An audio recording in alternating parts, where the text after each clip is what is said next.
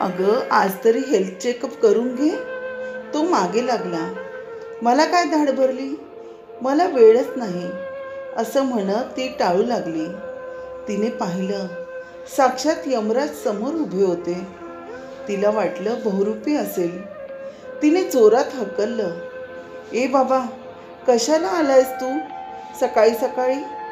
तसा तो गडगडाटी हसला आणि बोलला, मी काही बहुरूपी नाही, ओरिजिनल यमदेव आहे म्हटलं. ती चिडूनच बोलली, अरे मग तुझं इथे काय काम? तुला न्यायला आलोय. येडा की खुळा तू, चुकलाय रे तुझा पत्ता. गुगलवर बघून आलोय म्हटलं, चुकणं शक्यच नाही. तेव्हा ती काय म्हणते ऐका या कवितेतून. जारे जारे यमराजा का सत्ता वितो मला, जारे जारे यमराजा का सत्ता वितो मला, परसदारी तुळस माझी बघ बोलाविते मला, परसदारी तुळस माझी बघ बोलाविते मला. जाई जुई अन मोगरा, जाई जुई अन मोगरा त्याची गुंफते रे माळा, माझा गणराय सुखी ठेवतो माझ्या भरल्या संसाराला. तेव्हा यमदेव म्हणतो कसा, अगं तू नसशील तर दुसरी येईल, तुझ्या विना काही अडत नाही.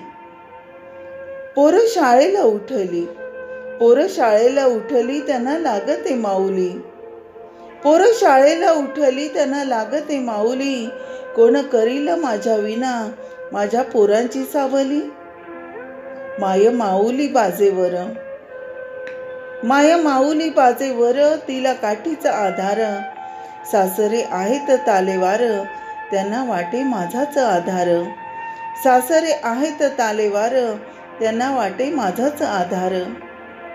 मग यमदेव म्हणाला, अगं तुझ्याशिवाय जगायला शिकतील की, कुणा वाचून कोणाचंही काही अडत नाही. तेव्हा ती म्हणाली, माझ्या नवऱ्याची मिरे राणी, माझ्या नवऱ्याची मिरे राणी, माझ्या कुंकवाचा धणी, माझ्या नवऱ्याची मिरे राणी, माझ्या कुंकवाचा धणी, त्याचे प्रेम किती वर्णू देवा, जातील प्राण त्याचे निघुनी, जातील प्राण त्याचे निघुनी.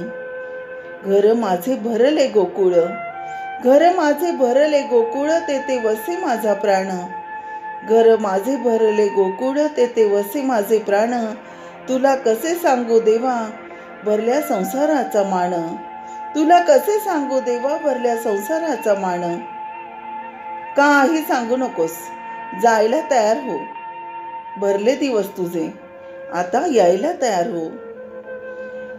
मला करू दे दळण, मला करू दे दळण, भाजीपाल्याची करू दे रे सोय, दूध तापवून ठेवू दे पाहुण्यांची नको गैरसोय, दूध तापवून ठेवू दे पाहुण्यांची नको गैरसोय.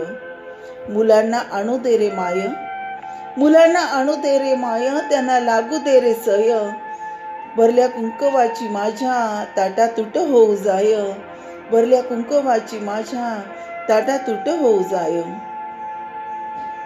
आणि ती खाडकन जागी झाली. सकाळ झाली होती, ते स्वप्न होतं, पण किती भयानक. आणि ती रडू लागली. आपलं आयुष्य किती अनमोल आहे हे तिला कळालं आणि ती चेकअपसाठी गेली. असं असतं बाईचं आयुष्य, सगळ्यांची काळजी घेते पण स्वतःकडे मात्र दुर्लक्ष करते. या संसारासाठी मर मर मरते. तो डावच जर अर्ध्यावर सोडून जावा लागला तर? तेव्हा म्हणते, मैत्रिणींनो, आपल्या तब्येतीची काळजी घ्या, वेळी चेकअप करत जा, एवढीच प्रार्थना. धन्यवाद. कविता कशी वाटली हे नक्की कळवा.